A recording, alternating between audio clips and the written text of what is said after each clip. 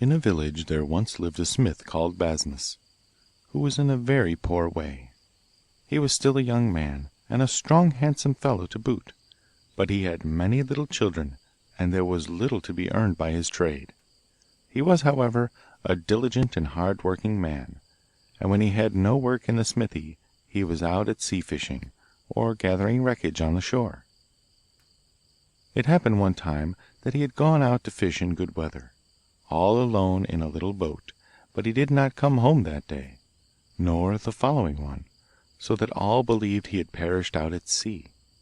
On the third day, however, Basmus came to shore again, and had his boat full of fish, so big and fat that no one had ever seen their like.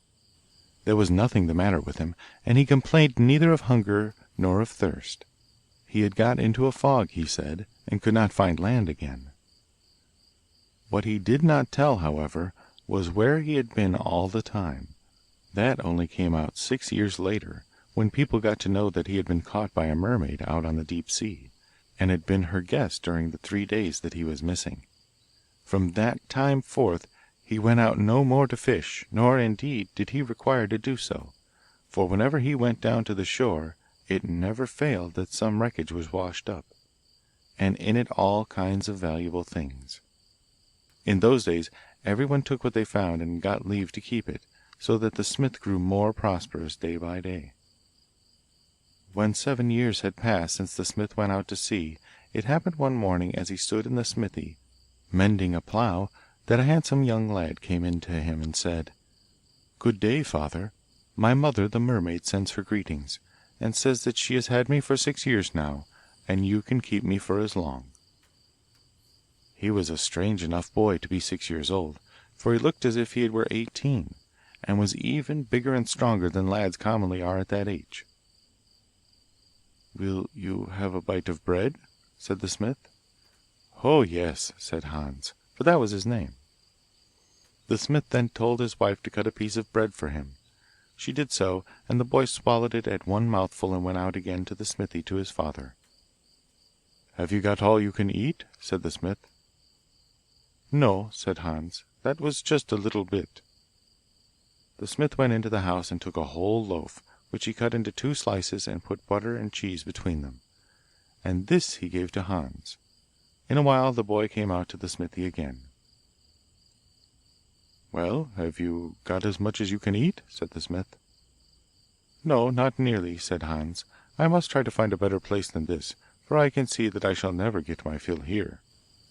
Hans wished to set off at once, as soon as his father would make a staff for him of such a kind as he wanted. "It must be of iron," said he, "and one that can hold out." The smith brought him an iron rod as thick as an ordinary staff, but Hans took it and twisted it round his finger, so that it wouldn't do. Then the smith came dragging one as thick as a waggon pole, but Hans bent it over his knee and broke it like a straw. The smith then had to collect all the iron he had, and Hans held it while his father forged for him a staff which was heavier than the anvil. When Hans had got this he said, "Many thanks, father. Now I have got my inheritance." With this he set off into the country, and the smith was very pleased to be rid of that son, before he ate him out of house and home. Hans first arrived at a large estate, and it so happened that the squire himself was standing outside the farmyard. "Where are you going?" said the squire. "I am looking for a place," said Hans, "where they have need of strong fellows, and can give them plenty to eat." "Well," said the squire, "I generally have 24 men at this time of the year, but I only have 12 just now, so I can easily take you on." "Very well," said Hans, "I shall easily do 12 men's work, but then I must also have as much to eat as the 12 would." All this was agreed to, and the squire took Hans into the kitchen, and told the servant girls that the new man was to have as much food as the other 12. It was arranged that he should have a pot to himself, and he could then use the ladle to take his food with. It was in the evening that Hans arrived there, so he did nothing more that day than eat his supper, a big pot of buckwheat porridge, which he cleaned to the bottom, and was then so far satisfied that he said he could sleep on that, and so he went off to bed. He slept both well and long, and all the rest were up and at their work while he was still sleeping soundly. The squire was also on foot, for he was curious to see how the new man would behave who was both to eat and work for 12. But as yet there was no Hans to be seen, and the sun was already high in the heavens, so the squire himself went and called on him. 'Get up, Hans,' he cried, 'you are sleeping too long.' Hans woke up and rubbed his eyes. 'Yes, that's true,' he said. 'I must get up and have my breakfast.' So he rose and dressed himself, and went into the kitchen, where he got his pot of porridge. He swallowed all of this, and then asked what work he was to have. He was to thresh that day, said the squire. The other 12 men were already busy at it. There were 12 threshing floors, and the 12 men were already at work on 6 of them, 2 on each. Hans must thresh by himself all that was lying upon the other 6 floors. He went out to the barn and got hold of a flail. Then he looked to see how the others did it, and did the same. But at the first stroke he smashed the flail in pieces. There were several flails hanging there, and Hans took the one after the other, but they all went the same way, everyone flying in splinters at the first stroke. He then looked round for something else to work with, and found a pair of strong beams lying near. Next he caught sight of a horse hide nailed up on the barn door. With the beams he made a flail, using the skin to tie them together. The one beam he used as a handle, the other to strike with, and now that was all right. But the barn was too low, there was no room to swing the flail, and the floors were too small. Hans, however, found a remedy for this. He simply lifted the whole roof off the barn, and set it down in the field beside. He then emptied down all the corn that he could lay his hands on, and threshed away. He went through one lot after another, and it was all the same to him what he got hold of, so before midday he had threshed all the squire's grain, his rye and wheat and barley and oats, all mixed through each other. When he was finished with this, he lifted the roof up on the barn again, like setting a lid on a box, and went in and told the squire that the job was done. The squire opened his eyes at this announcement, and came out to see if it was really true. It was true, sure enough, but he was scarcely delighted with the mixed grain that he got from all his crops. However, when he saw the flail that Hans had used, and learned how he had made room for himself to swing it, he was so afraid of the strong fellow that he dared not say anything, except that it was a good thing he had got it threshed, but it had still to be cleaned. 'What does that mean?' asked Hans. It was explained to him that the corn and the chaff had to be separated, as yet both were lying in one heap, right up to the roof. Hans began to take up a little and sift it in his hands, but he soon saw that this would never do. He soon thought of a plan, however. He opened both barn doors, and then lay down at one end and blew, so that all the chaff flew out and lay like a sandbank at the other end of the barn, and the grain was as clean as it could be. Then he reported to the squire that that job was also done. The squire said that that was well. There was nothing more for him to do that day. Off went Hans to the kitchen, and got as much as he could eat. Then he went and took a midday nap which lasted till supper time. Meanwhile the squire was quite miserable, and made his moan to his wife, saying that she must help him to find some means to getting rid of this strong fellow, for he durst not give him his leave. She sent for the steward, and it was arranged that the next day all the men should go to the forest for firewood, and that they should make a bargain among them, that the one who came home last with his load should be hanged. They thought that they could easily manage that it would be Hans who would lose his life, for the others would be early on the road, while Hans would certainly oversleep himself. In the evening, therefore, the men sat and talked together, saying that next morning they must set out early to the forest, and as they had a hard day's work and a long journey before them, they would, for their amusement, make a compact, that whichever of them came home last with his load should lose his life on the gallows. So Hans had no objections to make. Long before the sun was up next morning, all the 12 men were on foot. They took all the best horses and carts, and drove off to the forest. Hans, however, lay and slept on, and the squire said, 'Just let him lie.' At last Hans thought it was time to have his breakfast, so he got up and put on his clothes. He took plenty of time to his breakfast, and then went out to get his horse and cart ready. The others had taken everything that was any good, so that he had a difficulty in scraping together 4 wheels of different sizes and fixing them to an old cart, and he could find no other horses than a pair of old hacks. He did not know where it lay, but he followed the track of the other carts, and in that way came to it all right. On coming to the gate leading into the forest, he was unfortunate enough to break it in pieces, so he took a huge stone that was lying on the field, 7 ells long and 7 ells broad, and set this in the gap. Then he went on and joined the others. These laughed at him heartily, for they had laboured as hard as they could since daybreak, and had helped each other to fell trees and put them on the carts, so that all of these were now loaded, except one. Hans got hold of a woodman's axe and proceeded to fell a tree, but he destroyed the edge and broke the shaft at the first blow. He therefore laid down the axe, put his arms round the tree, and pulled it up by the roots. This he threw upon his cart, and then another and another, and thus he went on while all the others forgot their work, and stood with open mouths gazing at this strange woodcraft. All at once they began to hurry. The last cart was loaded, and they whipped up their horses, so as to be the first to arrive home. When Hans had finished his work, he again put his old hacks into the cart, but they could not move it from the spot. He was annoyed at this, and took them out again, twisted a rope round the cart and all the trees, lifted the whole affair on his back, and set off home, leading the horses behind him by the rein. When he reached the gate, he found the whole row of carts standing there, unable to get any further for the stone which lay in the gap. 'What!' said Hans, 'can 12 men not move that stone?'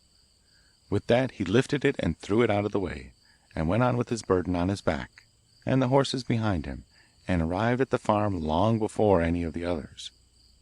The squire was walking about there, looking and looking, for he was very curious to know what had happened. Finally he caught sight of Hans coming along in this fashion, and was so frightened that he did not know what to do. But he shut the gate and put on the bar. When Hans reached the gate of the courtyard he laid down the trees and hammered at it, but no one came to open it. He then took the trees and tossed them over the barn into the yard, and the cart after them, so that every wheel flew off in a different direction. When the squire saw this he thought to himself, 'The horses will come the same way if I don't open the door.' So he did this. 'Good day, master,' said Hans, and put the horses into the stable, and went into the kitchen to get something to eat. At length the other men came home with their loads.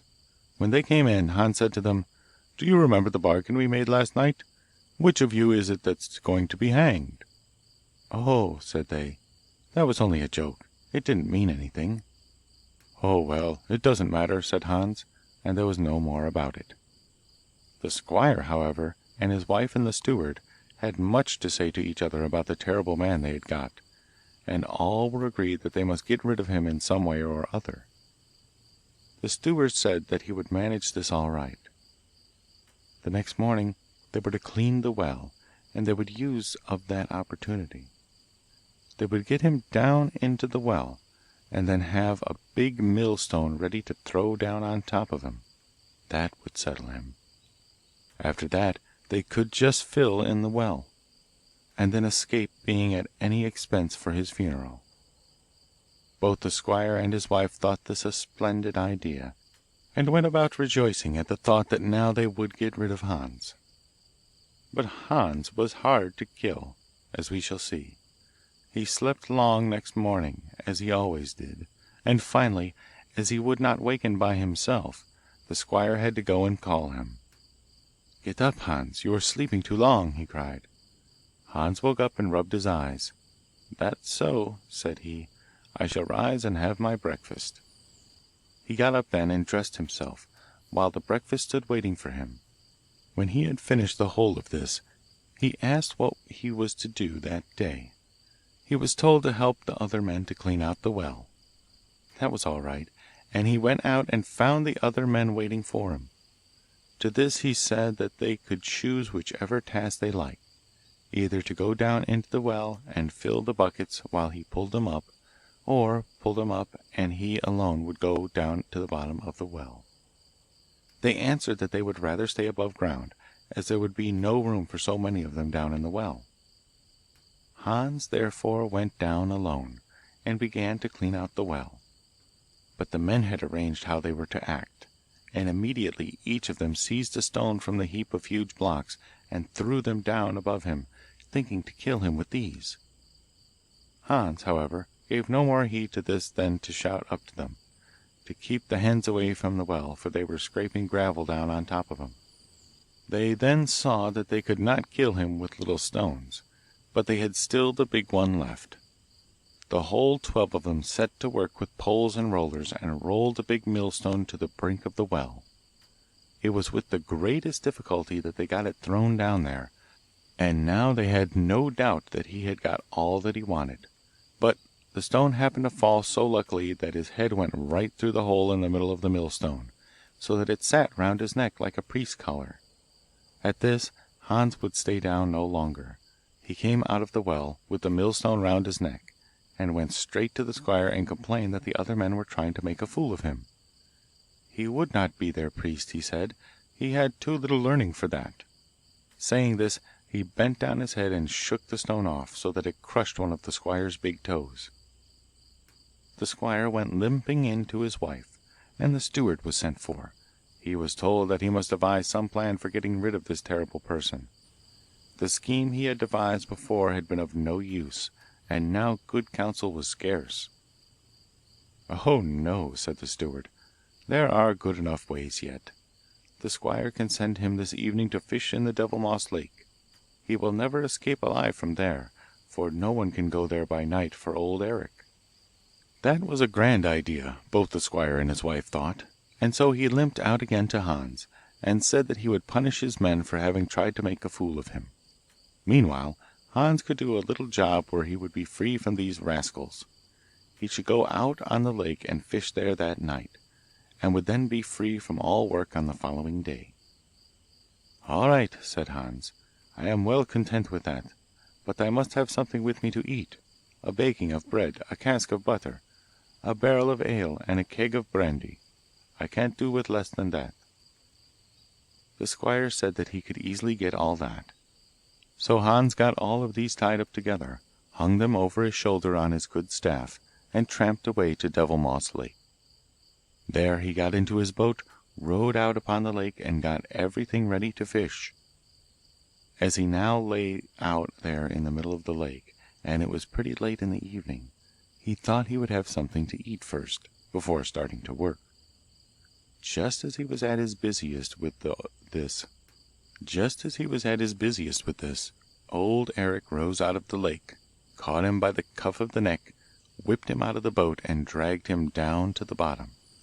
It was a lucky thing that Hans had his walking stick with him that day, and had just time to catch hold of it when he felt old Eric's claws in his neck, so that when they got down to the bottom he said, "Stop now, just wait a little, here is solid ground."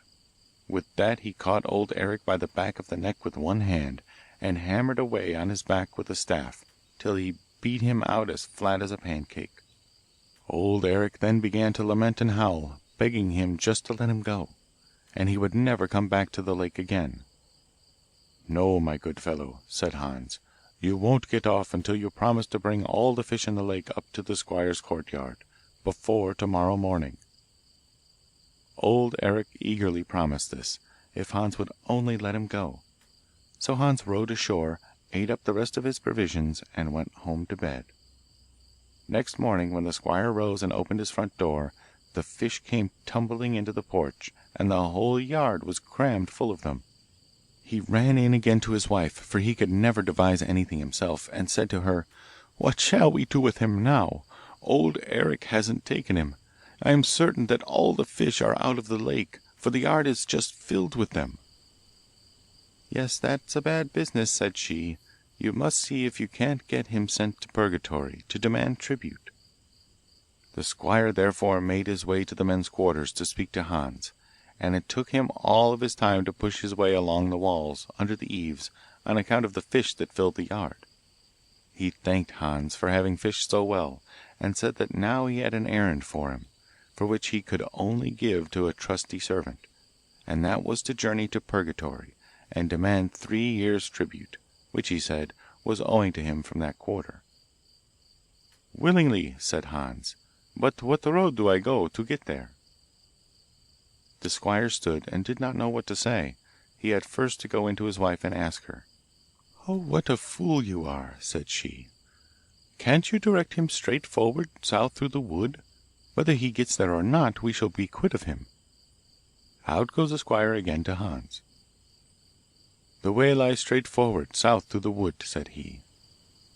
Hans then must have his provisions for the journey: 2 bakings of bread, 2 casks of butter, 2 barrels of ale, and 2 kegs of brandy. He tied all these up together, and got them on his shoulder hanging on his good walking stick, and off he tramped southward. After he had got through the wood there was more than one road, and he was in doubt which of them was the right one. So he sat down and opened up his bundle of provisions. He found that he had left his knife at home, but by good chance there was a plough lying close at hand. So he took the coulter of this to cut the bread with. As he sat there and took his bite, a man came riding past him. 'Where are you from?' said Hans. 'From Purgatory,' said the man. 'Then stop and wait a little,' said Hans, but the man was in a hurry, and would not stop, so Hans ran after him and caught the horse by the tail. This brought it down on its hind legs, and the man went flying over its head into a ditch. 'Just wait a little,' said Hans, 'I am going the same way.' He got his provisions tied up again, and laid them on the horse's back. Then he took hold of the reins and said to the man, 'We two can go together on foot.' As they went on their way Hans told the stranger both about the errand he had on hand and the fun he had had with old Eric. The other said but little, but was well acquainted with the way, and it was no long time before they arrived at the gate. There both horse and rider disappeared, and Hans was left alone outside. 'They will come and let me in presently,' he thought to himself, but no one came. He hammered at the gate, still no one appeared. Then he got tired of waiting, and smashed at the gate with his staff until he knocked it in pieces and got inside. A whole troop of little demons came down upon him and asked what he wanted. His master's compliments, said Hans, and he wanted 3 years' tribute. At this they howled at him, and they were about to lay hold of him and drag him off, but when they had got some raps from his walking stick they let go again, howled still louder than before, and ran in to old Eric, who was still in bed after his adventure in the lake. They told him that a messenger had come from the squire at Devilmoss to demand 3 years' tribute. He had knocked the gate to pieces and bruised their arms and legs with his iron staff. 'Give him 3 years, give him 10,' shouted old Eric, 'only don't let him come near me.' So all the little demons came dragging so much silver and gold that it was something awful. Hans filled his bundle with gold and silver coins, put it on his neck, and tramped back to his master, who was scared beyond all measure at seeing him again. But Hans was also tired of service now. Of all the gold and silver he brought with him he let the squire keep 1/2, and he was glad enough, both for the money and at getting rid of Hans. The other half he took home to his father, the smith in Furreby. To him he said, 'Farewell.' He was now tired of living on shore among mortal men, and had preferred to go home again to his mother. Since that time no one has ever seen Hans, the mermaid's son.